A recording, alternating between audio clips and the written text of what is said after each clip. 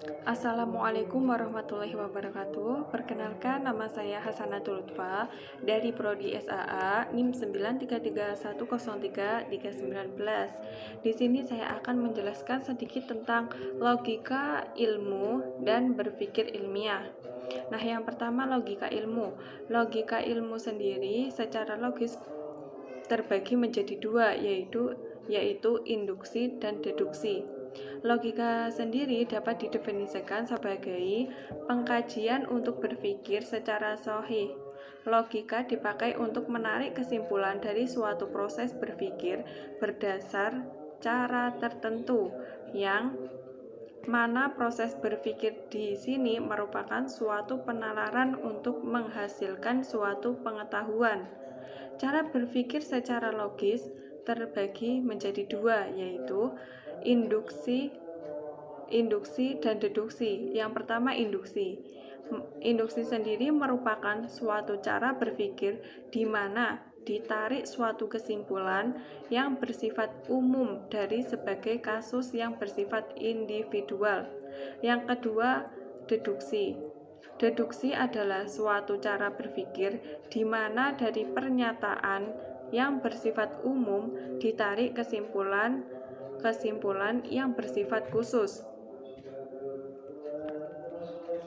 Adapun contoh suatu pemikiran deduksi. Contoh suatu pemikiran deduksi yaitu fakta memperlihatkan kambing mempunyai mata, gajah mempunyai mata, begitu pula singa, kucing, dan binatang lainnya. Contoh suatu pemikiran deduksi. Contoh berikut memakai pola berpikir yang dinamakan silogimus, suatu pola berpikir yang saling dipakai dalam menarik kesimpulan secara deduksi. Semua makhluk mempunyai mata. Si Polan adalah seorang makhluk. Premis minor. Jadi si Polan mempunyai mata. Kesimpulannya. Selanjutnya, penarikan kesimpulan secara deduksi harus memenuhi syarat. Premis mayor harus benar, premis minor harus benar, kesimpulan harus sahih, mempunyai keabsahan. Yang kedua, penalaran. Penalaran merupakan hal yang sangat penting dalam kehidupan manusia, karena dengan adanya penalaran pada manusia, maka manusia dapat seperti sekarang ini dan menjadi penguasa di bumi tempatnya hidup. Kemampuan menalar menyebabkan manusia mampu mengembangkan pengetahuan yang merupakan rahasia kekuasaannya. Selanjutnya, manusia secara terus-menerus melalui ilmu pengetahuannya harus mengambil pilihan, mana jalan yang benar, mana yang susah, mana tindakan yang baik, mana tindakan yang buruk. Selanjutnya yaitu hakikat penalaran. Penalaran dapat dikatakan sebagai suatu proses berpikir dalam menarik suatu kesimpulan yang berupa pengetahuan. Penalaran menghasilkan pengetahuan yang dikaitkan dengan kegiatan berpikir dan bukan dengan perasaan. Berpikir adalah suatu kegiatan untuk menemukan pengetahuan yang benar. Ciri-ciri utamanya yaitu yang pertama, adanya suatu pola berpikir yang secara luas dapat disebut logika. Yang kedua, adanya proses analitik dari proses berpikirnya. Selanjutnya ada kriteria kebenaran beberapa teori.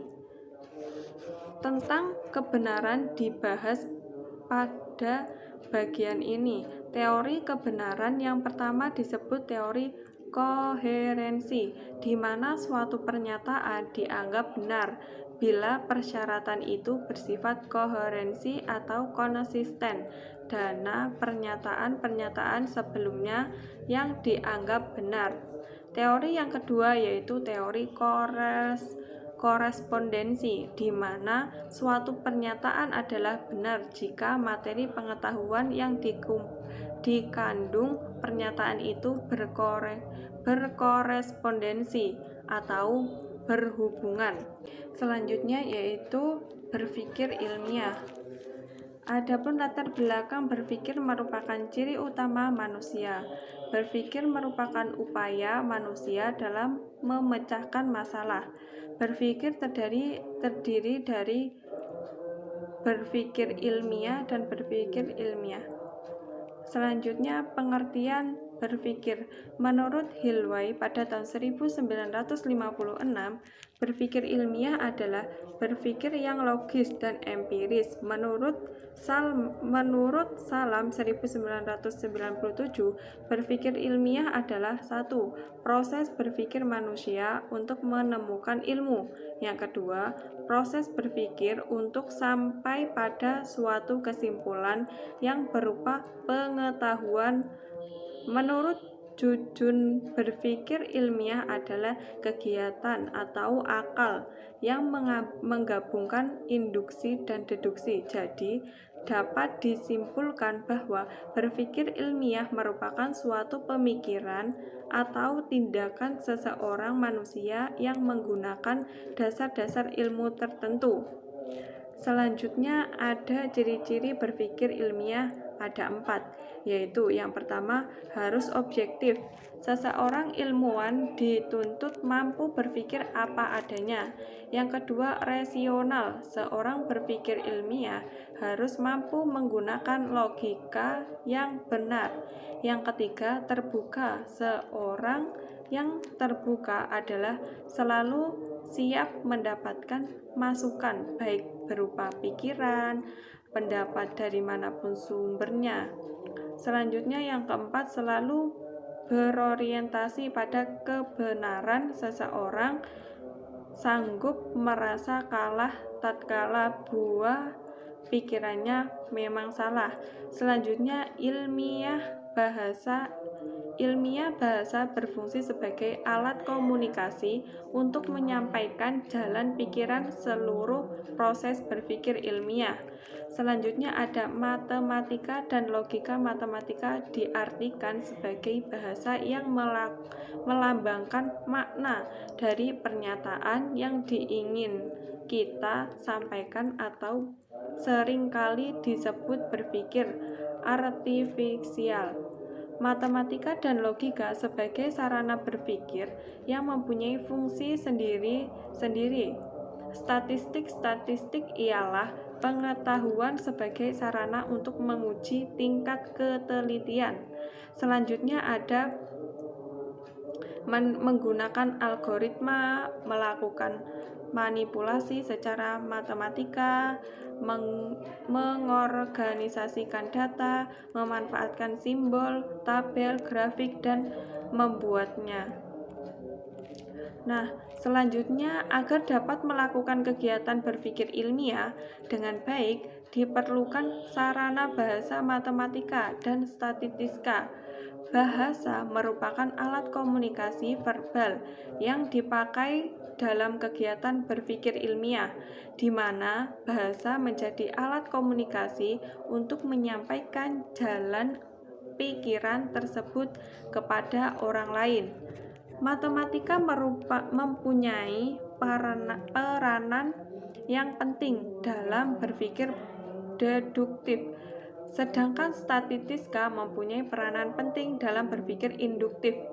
Selanjutnya, adapun kesimpulan berpikir merupakan ciri utama manusia. Berpikir alami adalah penalaran dari pengaruh alam, sedangkan berpikir ilmiah adalah penalaran berdasarkan sarana teratur dan cermat. Sarana berpikir ilmiah terdiri dari bahasa ilmiah, logika, dan matematika, dan statistika. Bahasa merupakan alat berpikir dan alat komunikasi untuk menyampaikan jalan pikiran tersebut kepada orang lain.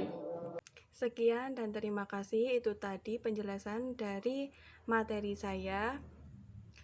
Semoga bermanfaat bagi semuanya. Wassalamualaikum warahmatullahi wabarakatuh.